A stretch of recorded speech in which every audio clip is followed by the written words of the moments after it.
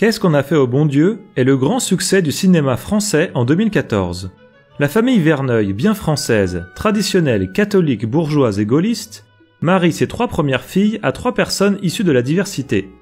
Rachid, un avocat musulman originaire du Maghreb. David, un juif au chômage. Et Chao, un banquier d'origine chinoise. Accepteront-ils de marier leur cadette à Charles, un comédien d'origine subsaharienne et catholique ? En plus de nous faire rire, cette comédie entend clairement promouvoir le multiculturalisme et le métissage. Le réalisateur du film, Philippe de Chauvron, a lui-même contracté un mariage mixte, ce qui a inspiré l'écriture du scénario. À échelle de la société, le projet de multiculturalisme s'appuie sur l'idée d'égalité entre les hommes, quelle que soit leur origine, comme l'explique l'un des acteurs du film. Après, ça montre qu'en fait, en ayant l'esprit ouvert, tout s'arrange. On est tous les mêmes. Ça montre juste qu'en étant différents, on peut tous vivre ensemble. Voyons ce qu'il en est.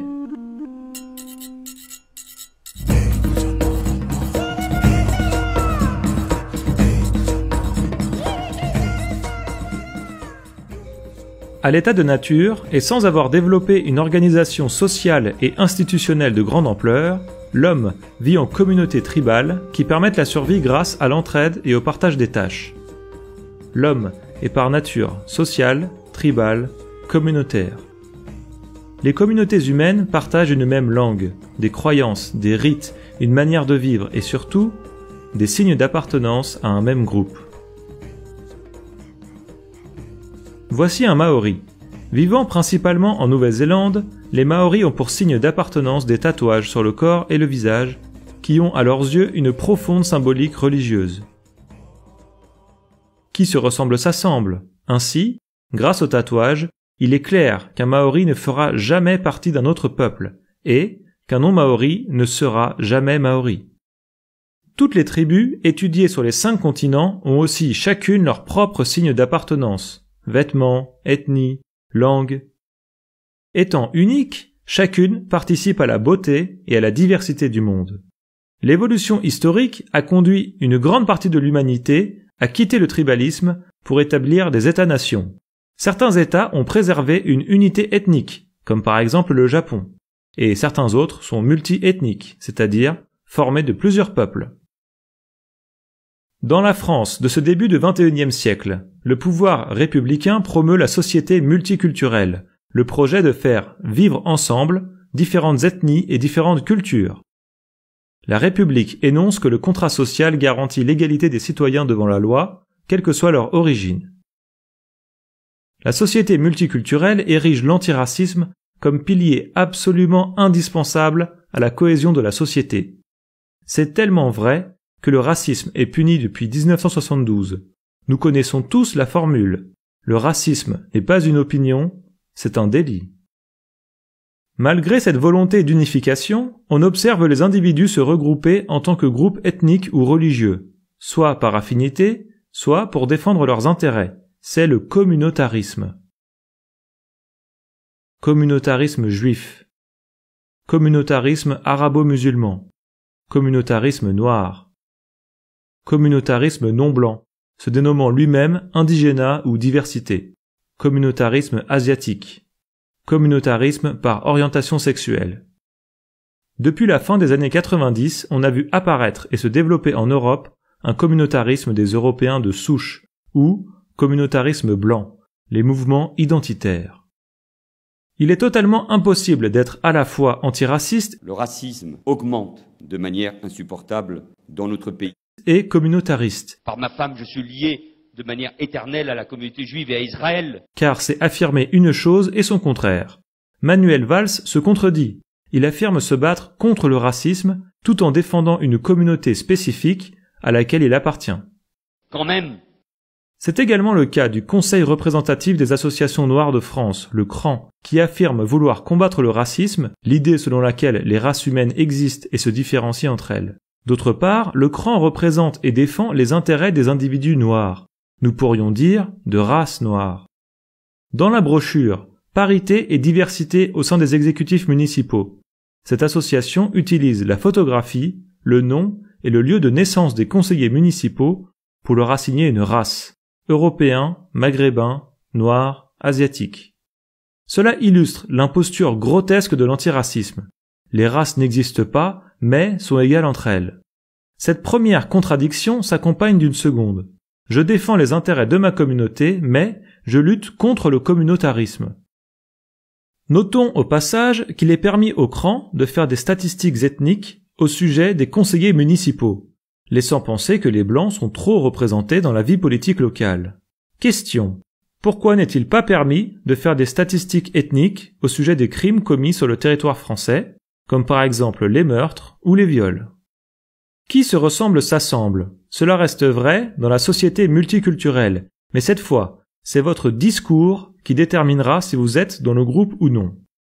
Vous devez suivre l'idéologie multiculturelle en disant que vous croyez que les races n'existent pas et qu'elles sont égales entre elles. Surtout, vous ne devez pas sortir du politiquement correct. Vous ne pouvez pas exprimer des propos qui seront jugés racistes. La simple suspicion de racisme suffira à vous exclure du groupe. C'est précisément cette exclusion du groupe que symbolise la petite main jaune de SOS Racisme. Revenons-en au film pour illustrer ce phénomène d'exclusion. Lors du déjeuner, le père des 3 filles mariées, Claude Verneuil, tient des propos considérés racistes par les autres convives. Il sera finalement exclu du groupe en quittant le dîner. Au retour, on s'est perdu, on s'est retrouvé à Barbès. Alors, ça aussi, c'était folklorique. Hein. Vous voulez dire quoi par folklorique? Heureusement que j'avais mon passeport sur moi, parce que d'un coup, j'étais à Babel-Oued. Ah, là, tu dérapes vraiment. Mais quoi, c'est vrai, il n'y avait pas un Français sur le trottoir. C'est un constat, chérie. Il y a un charme du Maghreb, un charme de l'Orient. Lorsque viennent ici, c'est la nostalgie. Voilà. Comment vous savez qu'ils n'étaient pas français? Vous leur avez demandé leur papier? Enfin, mais c'est quoi ce ton, Rachid? Enfin, on peut débattre sans s'énerver, non? Vous appelez ça un débat? Mais depuis le début du repas, vos réflexions sont vraiment limites. Comment ça, limite? Limite. Limite raciste. Raciste? Moi? Mais je suis républicain et gaulliste comme l'était mon père. Ah, viens, Marie, on rentre à Chinon. Ah, Claude. Non. Non mais attendez, Claude, il y a le dessert. Non, oui, non merci, je n'aime pas les litchis.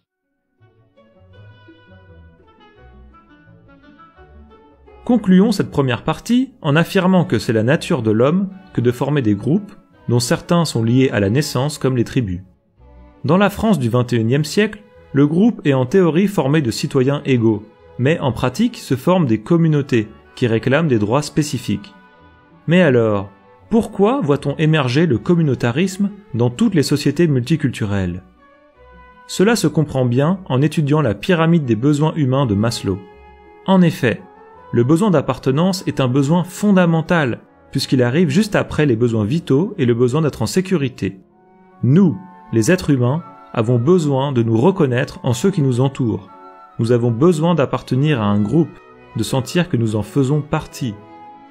L'échec du modèle républicain est l'échec à répondre à ce besoin fondamental que nous partageons tous, le besoin de nous enraciner au sein d'une famille, d'un groupe, d'une communauté. Cette question est similaire à ce verre d'eau, selon le point de vue à moitié vide ou à moitié plein. Le communautarisme est souvent présenté comme l'expression du rejet, de la division et même de la haine de ceux qui ne font pas partie de la communauté. Le communautarisme peut aussi être vu comme le ciment indispensable à l'esprit de famille, donc de solidarité et d'entraide, ferment de cohésion et finalement expression de l'amour au sein d'une communauté.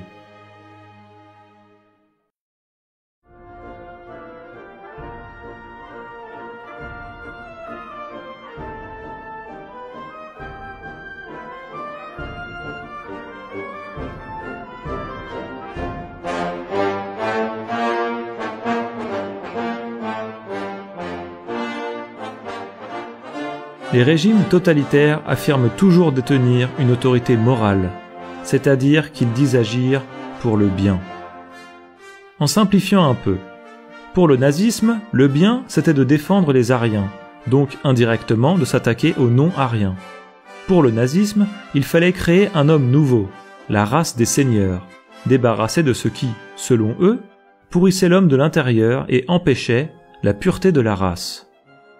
Pour le communisme, le bien, c'était de défendre les prolétaires, donc, indirectement, de s'attaquer aux capitalistes. Pour le communisme, il fallait créer un homme nouveau soviétique, ou Homo soviéticus, débarrassé de ce qui, selon eux, le pourrissait de l'intérieur, le droit de propriété. Les parents noirs sont des gens très tolérants. La preuve, leurs 3 autres filles ont épousé un Chinois, un Juif et un Arabe. C'est quoi ça comme famille? C'est des communistes? Pire, des multiculturalistes. Pour le multiculturalisme actuel, le bien, c'est de défendre les minorités ethniques, donc, indirectement, de s'attaquer à la majorité ethnique, c'est-à-dire les Blancs, les Européens de souche. Pour le multiculturalisme, il faut créer un homme nouveau, un homme cosmopolite, métissé et nomade. Cette idéologie cherche à le débarrasser de ce qui, selon elle, le pourrit de l'intérieur, l'enracinement. Nous pourrions aussi évoquer le communautarisme ou le racisme. Pourquoi ce mot « totalitarisme » ? Parce que les régimes totalitaires ont pour particularité de chercher à contrôler la population en ce que chacun a de plus intime, la pensée. Pour contrôler notre pensée, le totalitarisme multiculturel agit par 3 leviers. Levier 1, propagande. Levier 2, censure. Levier 3, surveillance. Levier 1, contrôle des masses par la propagande appuyant l'idéologie officielle, l'antiracisme et la promotion du métissage. Selon le journal Le Point, ce film vaut toutes les campagnes contre le racisme et l'antisémitisme. En effet, la propagande multiculturelle est absolument partout. Dans les films, dans les séries, dans les livres, à la télévision, dans des spots de propagande du gouvernement, dans le sport, etc. Babacar qui passe à Mdoula. Une équipe de noirs en fait. Où sont les blancs? La France. Avant on tenait des propos racistes. On s'en rendait même pas compte. Mais maintenant c'est du passé. Parce qu'on a découvert ElectroSteam. Grâce à sa technologie révolutionnaire, ElectroSteam chasse les mauvaises pensées racistes de votre corps. Le message porté par cette propagande est très simple. Les blancs sont méchants. Ils sont accusés du crime de racisme. Ils portent la haine. Sam, il faut te méfier des blancs, surtout les Français. Les Français sont mauvais et bêtes. Eux, et eux seuls, doivent porter la culpabilité de crimes passés honteux, qu'ils doivent assumer collectivement. Comment reconnaître cette propagande? Le thème du racisme anti-blanc n'y est jamais abordé. Jamais. Levier 2. Censure et sanction de la population qui ne pense pas selon cette idéologie officielle. Les institutions judiciaires françaises punissent de plus en plus durement ceux qui dévient de l'idéologie officielle du régime. Par exemple, début 2015, le blogueur Boris Lelay reçoit une condamnation de 6 mois de prison ferme. 6 mois de prison ferme pour soi-disant déviationnisme idéologique au nom du sacro-saint manquement à l'idéologie antiraciste. Dans une vidéo de juin 2013, j'avais dit qu'il n'y avait pas de Celtes noirs, qu'on n'en avait jamais vu, et qu'on n'en verrait jamais. Et que le cas échéant, ce serait une révolution pour les sciences historiques et pour les sciences de la génétique. Il n'y a eu aucun propos insultant, aucune menace physique ou autre, aucune agression.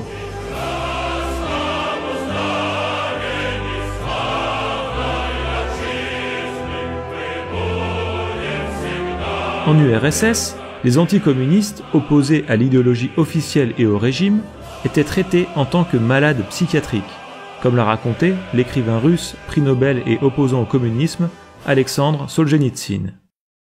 De même, dans une société multiculturelle, le racisme est considéré comme une maladie mentale. Par exemple, dans le film, Marie Verneuil consulte un psy pour ses problèmes de racisme. Les mulots. Les mulots, oui. Mais si j'ai bien compris, ton problème de racisme viendrait des mulots. Levier 3. Surveillance de la population par elle-même grâce à la délation aux autorités.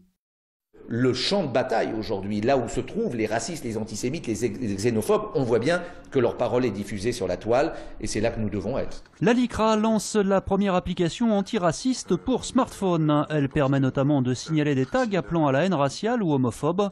C'est un studio lyonnais qui a développé cette application. Elle permet de prendre une photo, de la géolocaliser, de l'envoyer à la LICRA. La LICRA, si le service de la juridique de la LICRA l'identifie comme tel, elle le fait suivre aux autorités. Allez, c'est ma tournée. Et dedans, il m'en arrive une belle, là. Figurez-vous que le Rochard des chemins de fer, il est allé raconter aux gendarmes qu'il avait vu Maxime Loin dans ma cuisine. C'est grave, une dénonciation comme ça. Ah, oui. Vous êtes d'accord, vous, au parti, de laisser vos militants accuser un innocent, un homme connu, d'un crime de collaboration qu'il n'a pas commis? Ah, mais ça engage vos responsabilités, ça. Hein. C'est le bordel chez vous, hein. On peut faire n'importe quoi, il suffit d'avoir sa carte du parti et vas-y que je te dénonce, que je t'expulse, que je te menace. Tout est permis, hein. Allons. Allez, coco. Le smartphone devient un outil citoyen. Pour fonctionner, la société multiculturelle a besoin d'un autocontrôle individuel et d'une surveillance permanente de la part de la population envers elle-même. Vous en doutez? Pourquoi ne pas faire l'expérience de ce conditionnement? C'est très simple. Il vous suffit de tenter d'expliquer à des amis, collègues, familles ou voisins que vous pensez que les races existent et qu'elles ont des aptitudes et caractéristiques inégales en différents domaines.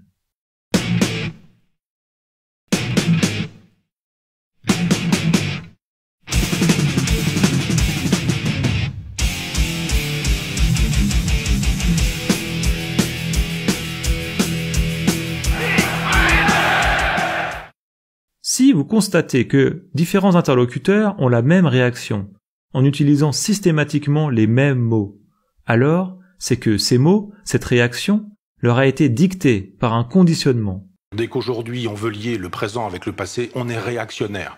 Donc on est réac, donc on est facho, donc on est vichiste, donc on est pétiniste, et donc c'est Adolf Hitler, donc la Shoah, donc on est à l'origine des 6 millions de morts. Alors évidemment, on a peur. Cette réaction est le résultat de la propagande multiculturaliste, pas de la liberté de penser. C'est ce sombre tableau, inquiétant pour nos libertés, qui fera écrire à l'écrivain Renaud Camus que l'antiracisme est le communisme du XXIe siècle.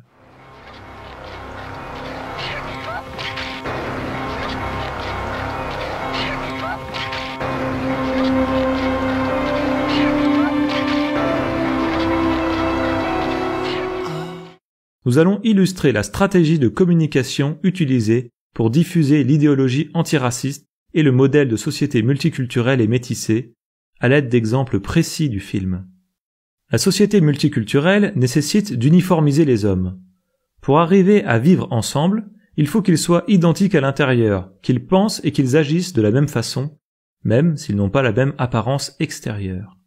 La propagande nous explique qu'ils sont égaux en tout, souvent au prix du mensonge.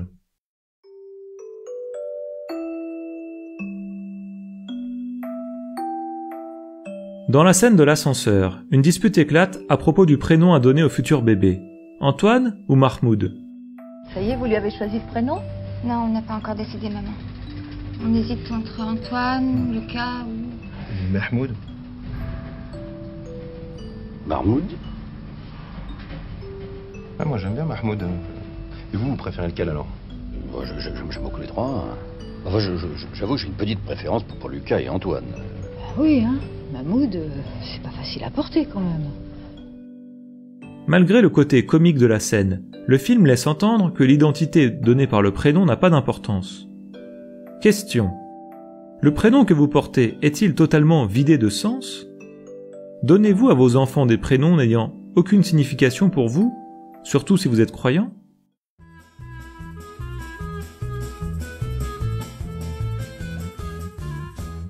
La circoncision du nouveau-né de David et Odile est l'occasion d'une dispute. Faut-il circoncire ou non le nouveau-né? Pourquoi vous le baptisez pas? Peut-être que Benjamin serait ravi d'être catholique plus tard. Mais maman, mais je vais pas vous le répéter 100 fois, écoute, la circoncision fait pas de Benjamin un juif. C'est un gros mensonge. D'après ce rite religieux juif, pratiqué depuis plusieurs millénaires, il faut circoncire le nourrisson à 8 jours, acte au cours duquel il reçoit son âme et rejoint le peuple juif. Selon cette croyance, cette tradition est fidèle à la lignée d'Abraham. Et puis d'abord, c'est hygiénique, voilà. Ça permet d'éviter les infections. Oh, le mien est entier, je me porte très bien. La circoncision n'a rien à voir avec une question d'hygiène. De plus, ce nourrisson n'est pas juif, car sa mère ne l'est pas. Question. Pourquoi mentir? Pourquoi minimiser les différences?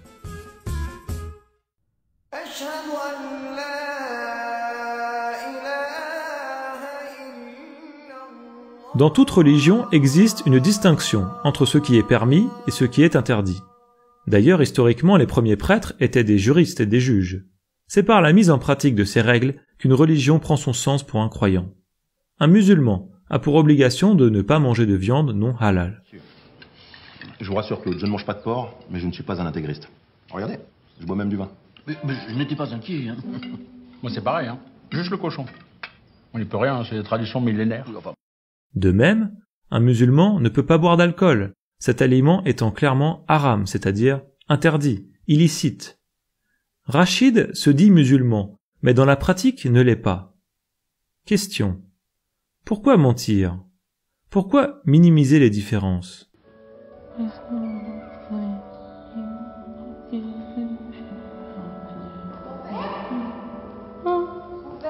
Oh mon Dieu, Paël. La religion catholique est tournée en ridicule tout au long du film. Le personnage du prêtre est apparemment homosexuel, stupide et consumériste. Lors de la confession de la mère Verneuil, il consulte les soutanes à bas prix sur Internet. Or, la confession est un sacrement pour les catholiques. Question. Pourquoi le personnage du prêtre est-il à ce point risible et caricatural? Pourquoi nier l'essence de la religion qui a façonné notre pays? Les hommes ont différentes religions qui les amènent à vivre différemment. La diversité des religions participe à la diversité du monde. Le multiculturalisme propose de détruire cette diversité en niant les religions, en les tournant en ridicule, afin de permettre le vivre ensemble. Cette vision présente la religion comme purement cosmétique. Ce soir, c'est la messe de minuit. Ah oui, bien sûr, maman, la messe. Impossible de rater ça. Très concrètement, le modèle multiculturel nous incite à mentir. Par exemple, en allant à la messe fêter la venue du Fils de Dieu, sans y croire un seul instant. Le film présente une scène au théâtre. Une femme remarque toujours quand on la suit. Quelle fatuité! Ça fait bizarre un noir dans un fait d'eau. C'est moderne. En quoi c'est moderne un noir? Mon Dieu, personne, non! Mais je vous en supplie, madame, écoutez-moi! La famille, je vous défends, monsieur, sortez! Ne craignez rien, madame, je ne vous veux aucun mal. Si mes intentions ne sont pas pures, je vous jure qu'elles ne sont pas hostiles. Bien au contraire. Voici Pontagnac, joué en 1969 à la Comédie Française. Question. Pourquoi faire jouer à un homme noir, avec des dreadlocks, un rôle pour lequel il n'est à l'évidence pas calibré? N'oubliez pas, on est tous égaux. C'est pas grave. Qui est qui? Laissez-moi deviner. Ça, c'est facile. Ciao, j'imagine. Ouais. C'était... Là, c'est plus dur. Rien ressemble plus à un sémite qu'un autre sémite. Je dirais à vue de nez... David et Rachid.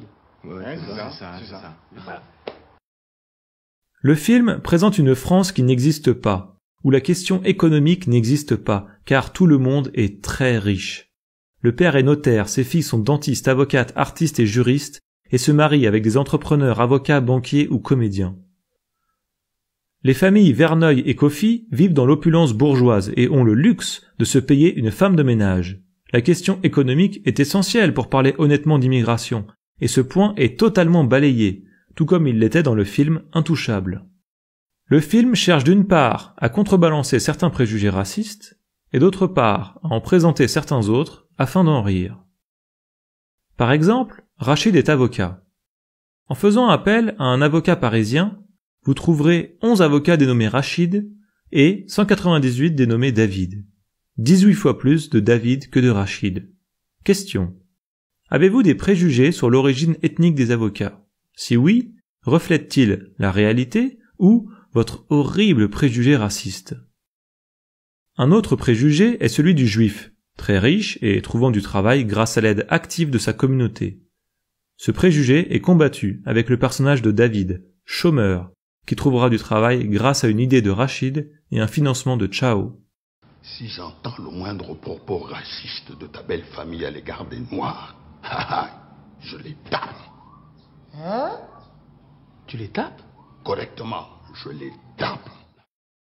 C'est finalement avec le personnage haut en couleur d'André, le père africain de Charles, que le film s'autorise certains préjugés, qui constituent certainement les moments les plus drôles du film.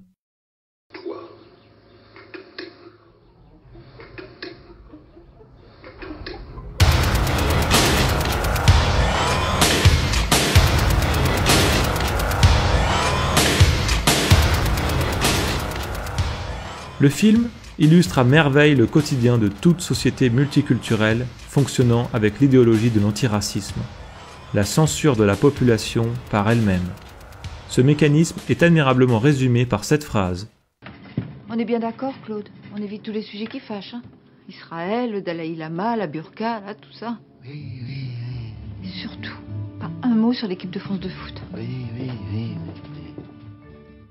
Dans le film, comme dans la vie quotidienne d'une société multiculturelle, chacun a pour devoir de se donner des consignes de politiquement correct, si possible, en utilisant le vocabulaire dicté par l'idéologie, comme par exemple le mot « amalgame ». Bon, Rachid, on va pas en parler pendant 3 heures, mais si quelqu'un fait l'amalgame entre immigration et délinquance, toi, tu dis rien, tu prends sur toi, hein?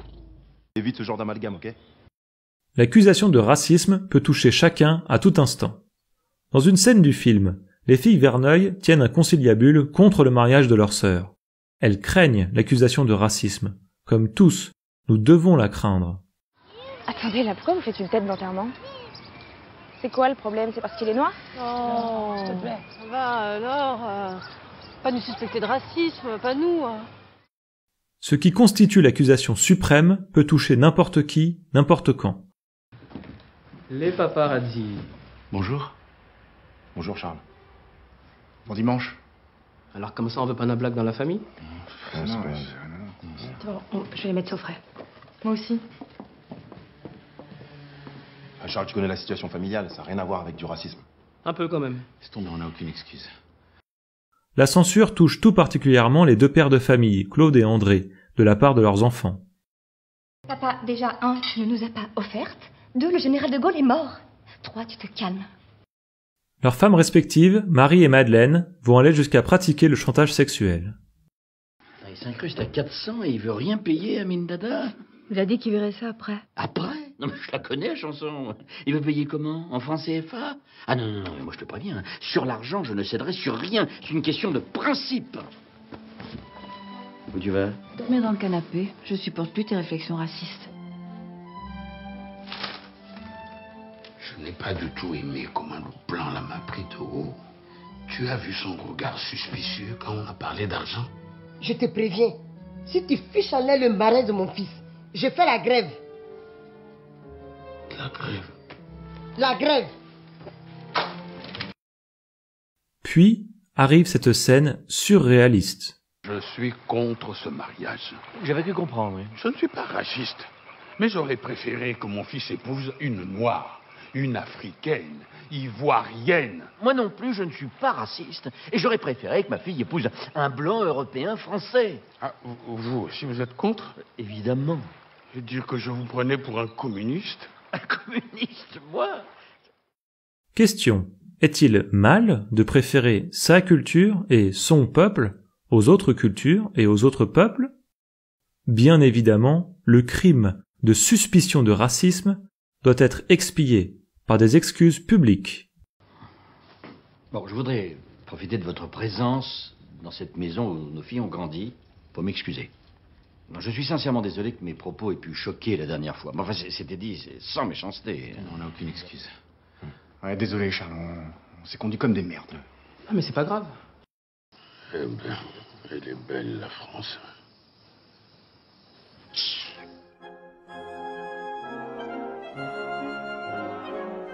Résumons. Le pouvoir promeut une propagande antiraciste qui nous incite à combattre nos préjugés en minimisant, niant ou inversant les différences religieuses, culturelles ou ethniques. La population est amenée à collaborer activement en empêchant toute parole et même toute pensée au sujet de ces différences.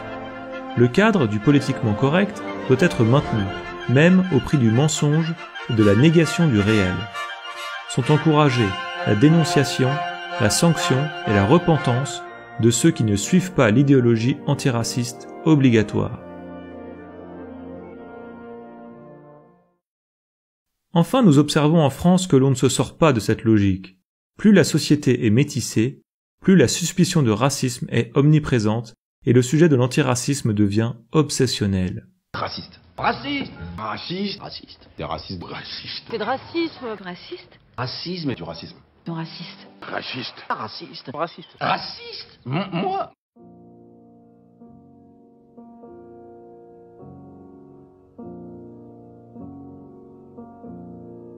Sous couvert de l'humour ou dans certains points de détail, le film montre 1. Une mauvaise image de la France et du peuple français. 2. Une bonne image de ce qui n'est pas français. Si l'on y prête attention, nous retrouvons ces deux caractéristiques dans de nombreux films, séries, livres, etc. Dès la première scène, celle des mariages de leurs 3 filles, les Verneuil ne sont accompagnés d'aucune famille, ni d'aucun ami. Par contre, les familles maghrébines, juives et asiatiques sont nombreuses et chaleureuses. Par ailleurs, le couple Verneuil est déprimé et se dispute jusqu'à la menace de divorce. Pour se remonter le moral, la seule solution semble être de se lancer dans des danses exotiques. Le film laisse entendre que les Français sont responsables et même coupables de l'histoire coloniale, qu'ils doivent en avoir honte et devront éternellement payer. C'est eux qui payent les frais du mariage. Normal, le blanc a pillé l'Afrique, il doit nous rendre un peu. C'est marrant, ça, c'est toujours de notre faute. Enfin, je veux dire, c'est toujours de la faute des blancs. Parfaitement, monsieur. Vous nous avez pillés, vous continuez. Vous prenez toutes nos richesses et vous ne laissez rien, même pas le caca. Comme si les Français étaient le seul peuple dans l'histoire à avoir occupé des terres et soumis à leurs lois les vaincus. Ils sont incités à penser que, dans le fond, tout est de leur faute. Il faut qu'ils payent. Ce film énonce également quelques constats sur la France d'aujourd'hui, pays qui se transforme au fil des années et devient peu à peu méconnaissable pour de très nombreux Français. Ces craintes sont émises par la voix de Marie Verneuil, qui est comme à l'étranger lorsqu'elle fait ses courses, et confesse ne plus reconnaître le pays qu'il a vu grandir. Je m'en veux de penser comme ça, mais j'aurais tellement aimé les marier dans cette église. C'est là que je me suis mariée, que mes parents se sont mariés, que ma tante Geneviève a fait sa communion.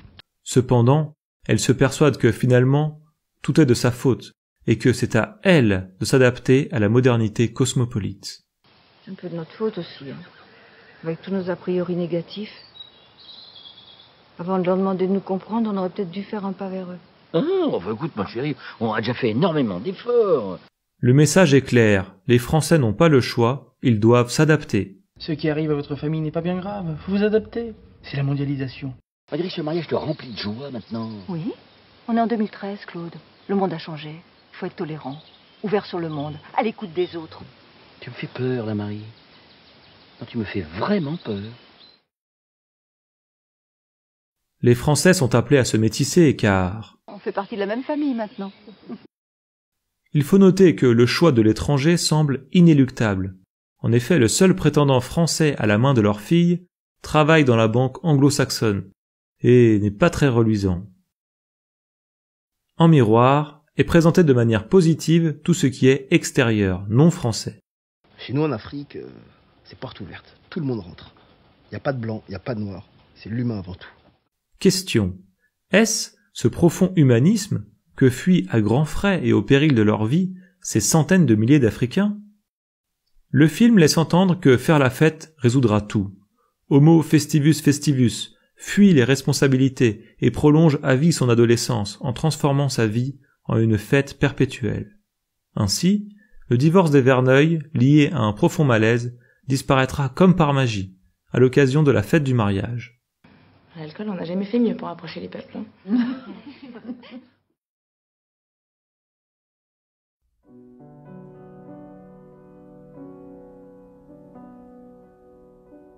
Posons-nous les bonnes questions. Diversité et frontières. Quelle est la meilleure façon de protéger et de préserver l'incroyable diversité des cultures et des peuples que forme l'humanité? Est-ce de les mélanger sans limite ou de les protéger, donc de les préserver grâce à des frontières? La diversité des ethnies participe à la diversité et à la beauté du monde. Le multiculturalisme propose de détruire cette diversité en métissant les hommes. La solution est simple et universelle. Je protège mon identité, je préserve la diversité. La frontière n'est pas du tout la fermeture angoissante. La frontière est une marque de modestie. Je ne suis pas partout chez moi. Il y a une ligne au-delà de laquelle il y a d'autres personnes que je reconnais comme autres.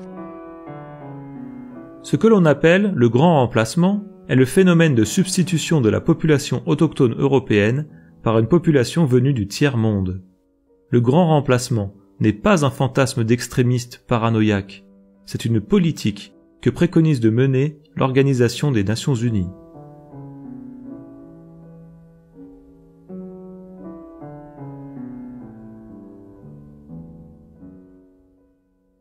Question. Est-il juste de laisser ce génocide par substitution s'opérer au risque de voir disparaître les autochtones européens sur leur propre sol? Censure et liberté. Le fonctionnement totalitaire, mensonger et liberticide du conditionnement antiraciste, et plus généralement le politiquement correct, sont-ils souhaitables? Participent-ils à créer une société paisible, durable, harmonieuse et non communautariste, où il fait bon vivre?